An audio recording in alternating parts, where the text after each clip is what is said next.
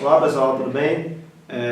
Vamos dar início a mais um programa das oficinas que nós estamos realizando nesse novo momento da instituição e vamos tratar sobre o tema de documentação do acervo e hoje vamos falar sobre musealização do objeto. Detalhe especial que a gente, nessa série, é justamente a gente traçar o passo a passo das linhas de documentação que hoje nós temos no acervo da Fundação Hansen Bahia e suas aplicações. Obviamente que a gente aplica as técnicas de documentação condicionada para cada circunstância que o acervo lhe passa. E se tratando da espinha dorsal desse acervo da Fundação, que se trata basicamente de um acervo grandioso sobre as técnicas da xilogravura, e há uma discussão muito grande sobre a perda da função primária desses objetos, uma vez que eles são musealizados, e de fato é isso que ocorre no dia a dia de cada instituição museológica. Cada peça que hoje chega na instituição, né, ou qualquer outro museu, essas peças perderam a sua função primária, ou seja, basicamente, para a gente entender diante do universo da xilogravura, o passo a passo para se fazer uma xilogravura primeiro consiste no esboço, ou croquis, depois esse esboço vai ser entalhado numa madeira, que chamamos como termo técnico de matriz. Essa matriz vai ser entintada e prensada sobre o papel e chega ao resultado final, que é a xilogravura. E um desses estágios consiste na matriz. A matriz, de fato, é o que o gravador ele vai transmitir a sua perspectiva em termos daquilo que ele quer imprimir. E questiona-se muito no tocante às matrizes de Hansen, por que nós não imprimimos mais, né, a partir dessas matrizes, uma vez que nós temos a posse desse bem, né, a gente tem mais de 120 matrizes hoje na instituição, algumas delas fixadas na parede, que Hansen já tinha feito isso, principalmente lá na casa, que nós temos as obras em matrizes fixadas na parede, mas hoje a gente não realiza mais essas impressões. E justamente por quê? Porque essas matrizes, quando passa pelo processo de musealização, ela perdeu a sua função primária, que era aquele processo de fazer a impressão, e se torna um objeto musealizado. E justamente esse processo de perder a sua função primária que faz esse objeto ganhar uma conotação museológica, por conta disso. Em alguns outros espaços museológicos, algumas peças, mesmo que ela não tenha a sua função primária preservada, alguns museólogos e outros diretores de museus preferem ainda continuar fazendo com que aquela peça ela consiga, de uma forma ou de outra, transmitindo o seu processo da sua função primária.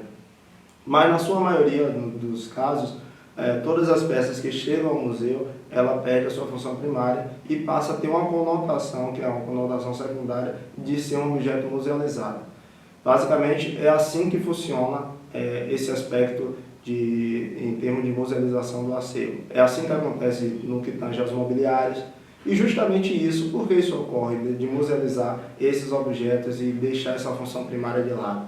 Porque a ideia de se preservar do acervo, como é o grandioso esse acervo da Fundação Hansen Bahia, que consta mais de 18 mil peças, dialogando entre matrizes, entre gravuras, mobiliários, indumentárias.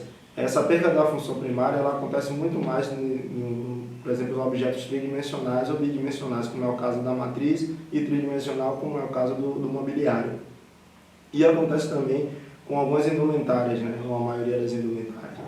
Por que isso ocorre? Respondendo já essa indagação.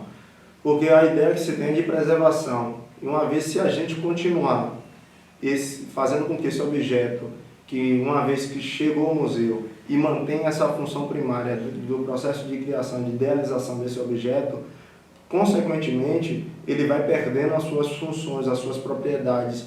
E com o passar do uso, vai ocasionar a degradação natural pelo processo de uso do objeto. Então, o museu está justamente aqui para preservar esse objeto que já teve seu tempo de uso, né? Muito embora ele ainda continue, em alguns casos, podendo, se for determinadas situações, continuar ele perpetuando a sua vida útil de uso, mas a partir do momento que ele foi musealizado, é que ele já teve um tempo de uso, e agora, quando passa para o acervo museológico, ele vai continuar, mas do ponto de vista da preservação das suas propriedades, do seu processo de idealização, justamente para transmitir para as sociedades futuras o que é esse objeto, qual a participação dele no processo de formação daquele objeto em si, do legado que ele transmitiu, e justamente ele perde essa função primária, mas continua se comunicando dentro do aspecto museológico. Basicamente, isso acontece na maioria dos museus. Alguns objetos, claro, que não perpassam por essa situação, como é o caso da escultura, ela é feita mesmo para ser exposta, mas isso na Fundação Hanse é passível de questionar as matrizes, as prensas de estilogravura. Eu quero abrir aqui um parêntese para explicar que as prensas de estilogravura que Hanse usava foram prensas adaptadas, eram prensas que eram de encadernação, ele utilizava para fazer estilogravuras. E são prensas que são bastante resistentes, né, porque é de aço, ferro maciço, né, algumas delas, outras ele adaptou, mas a maioria é de ferro maciço, e já teve um tempo da gente tentar reativar essas peças para continuar contribuindo no processo das formações das oficinas de estilogravura. Mas observamos que todas as vezes que nós dávamos manutenção nessas peças para utilizar elas nas oficinas de estilogravura, algumas propriedades da própria peça vinham se perdendo. Então, por isso, a gente decidiu não avançarmos nessa constituição de trazer de novo o objeto para a esfera da sua própria produção e manter ele como especificamente um objeto museológico, né?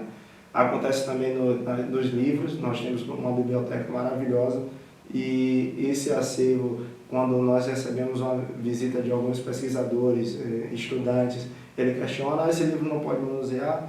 Na verdade, ele até pode, mas se a gente abre para o público manusear essas peças, vai acontecer de fato a degradação do próprio material.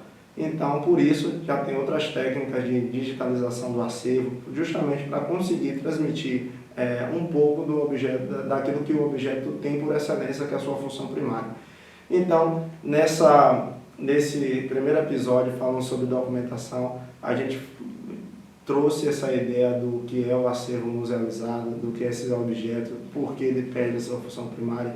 Espero que esse momento sirva de bastante reflexão, justamente para quando vocês forem visitar qualquer outra instituição, entender por que o acervo está lá e se torna quase que intangível, né?